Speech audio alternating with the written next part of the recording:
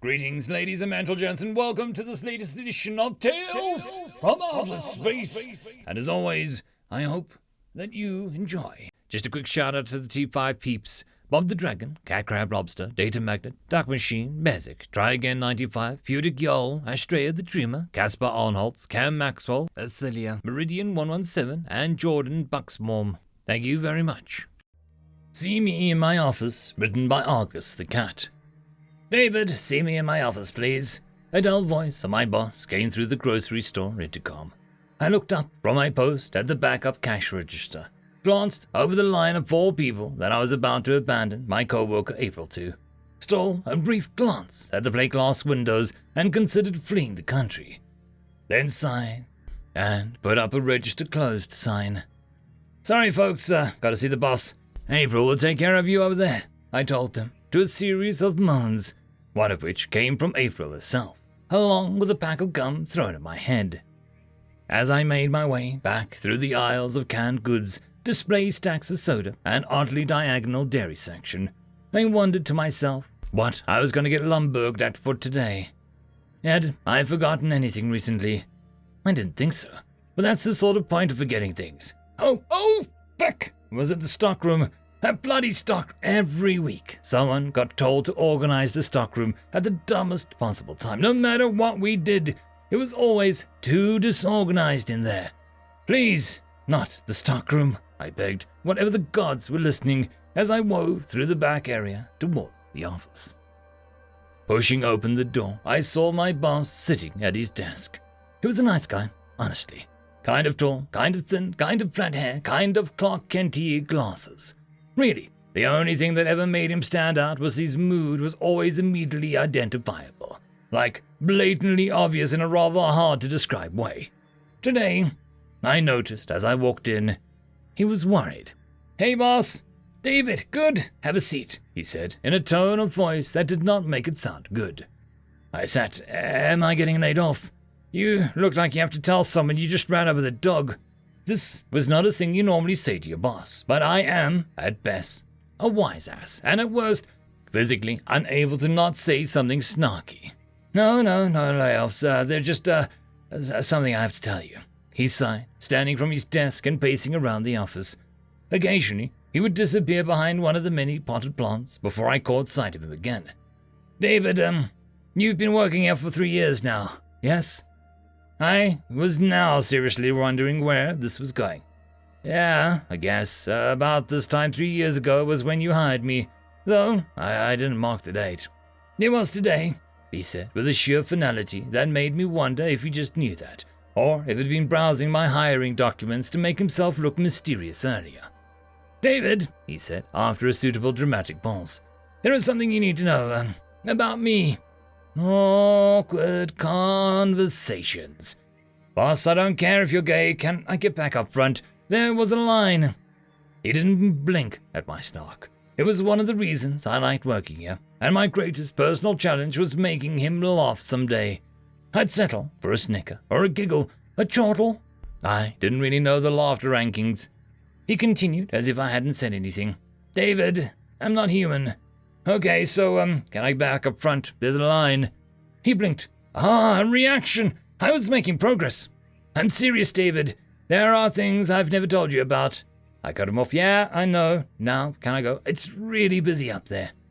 The boss stared at me. I'm really not joking. I've been keeping lots of secrets from you, from all of my employees, and The snark kicked in again. Boss, you're a great employer, and kind of a nice guy too, but, and I say this with love, you're the worst at keeping secrets, but I figured out something was odd like day 3. It's fine, don't worry.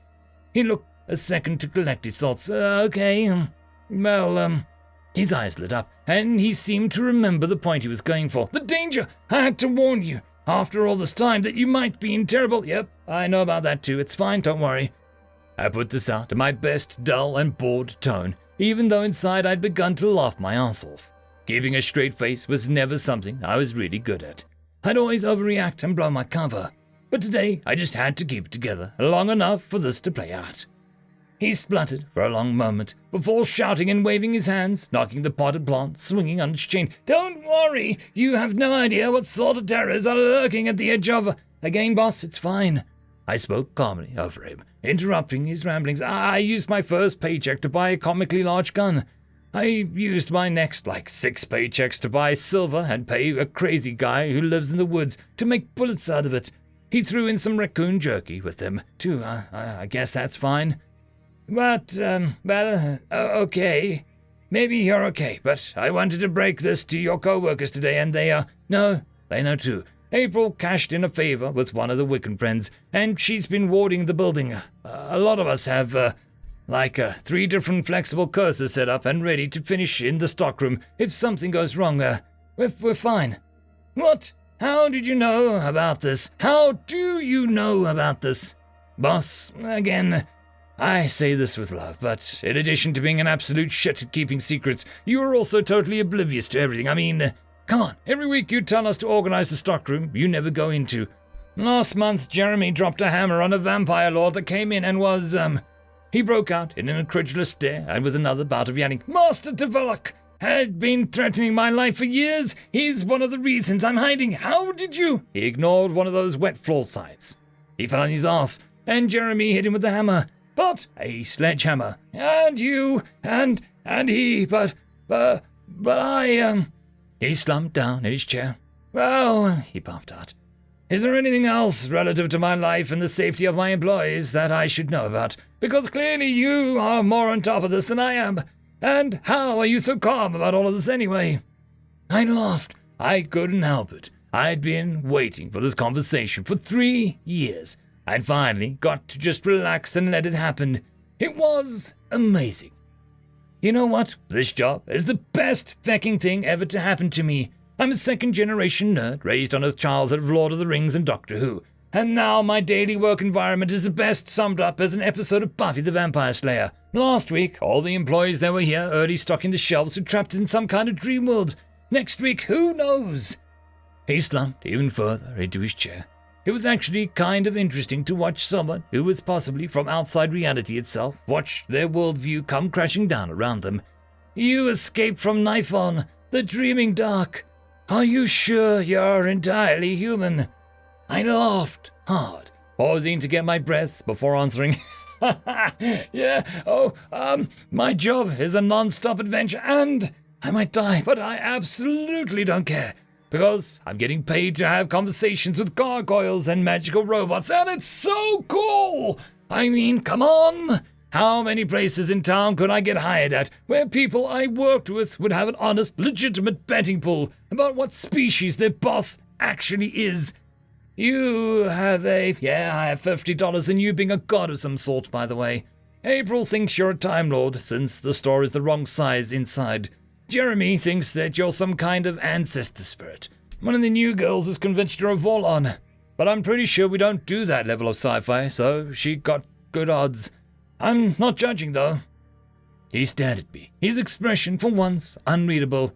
David, he stated in the calmest voice that I've ever heard, go back to work. I got up without saying anything, a ferocious grin on my face. I walked out, ducking potted plants on the way. As I shut the door, I paused for a second to take a breath. Behind me, in his office, the boss laughed. End of story. Story number 2. Craftsmanship written by Hidden Fox. An elvish bullet is truly a sight to behold. Each one custom-made, coils of ivory, delicately etched, shaped, and molded into a proper shape. Golden inlays in a pattern unique to the artisan cover the bullet. Some patterns border on the molecular. The bullet is then covered in a wash of quicksilver and then consecrated oils. Air channels are then delicately carved in specific patterns based off the bullet's purpose. Long-range bullets have winding spirals that fan out, keeping the bullet in the air longer and giving it unparalleled accuracy.